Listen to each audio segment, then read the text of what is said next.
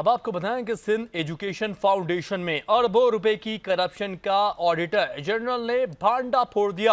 Corruption کے باوجود حکومت سندھ نے کوئی کارروائی نہیں کی۔ صوبائی اور وفاقی ملازمین کو 3 ارب روپے کی ادائیگی کر دی گئی ہے۔ اسی حوالے سے مزید جان لیتے ہیں اپنے نمائندے شکیل نائر سے۔ جی شکیل، آگاہ کیجیے گا اس حوالے سے۔ جی، ایجوکیشن فاؤنڈیشن میں اربوں روپے کی کرپشن کا آڈیٹر جنرل آف پاکستان نے بھانڈا پھوڑ دیا ہے۔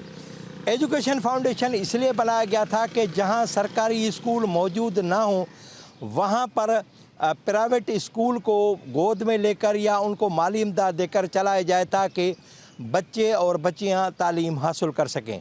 لیکن جو ایجوکیشن فاؤنڈیشن ہے، سندھ ایجوکیشن فاؤنڈیشن، وہ پورس کا ہاتھی ہے، وہ بن گیا ہے۔ اربوں خربوں روپے کی لوٹ مار کی جا رہی ہے۔ آڈیٹر جنرل آف پاکستان نے کم از کم 22 سے 24 ارب روپے تک کی کرپشن کا بھانڈا پھوڑ دیا ہے، اور انہوں نے اربوں روپے کی ادائیگیاں جو کی ہیں وہ خلاف ضابطہ کی ہیں۔ انہیں اس کا کوئی اختیار نہیں تھا، اس حد تک کہ جن اسکولوں کے ساتھ ان کی پارٹنرشپ ختم ہو گئی اس کے باوجود بھی انہیں 8 ارب 9 ارب روپے دے دیے گئے۔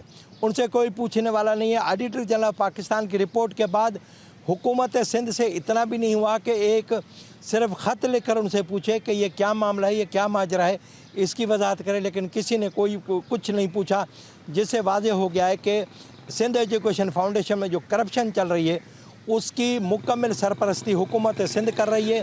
حکومت سندھ کی آشیرواد سے ہی یہ کرپشن ہو رہی ہے اور کوئی ان سے پوچھنے والا نہیں ہے، اس لیے وہ دیدہ دلیری سے اربوں روپے کی کرپشن کر رہے ہیں اور وہ ہر طرح کی انکوائری اور تحقیقات سے بچے ہوئے ہیں۔ جی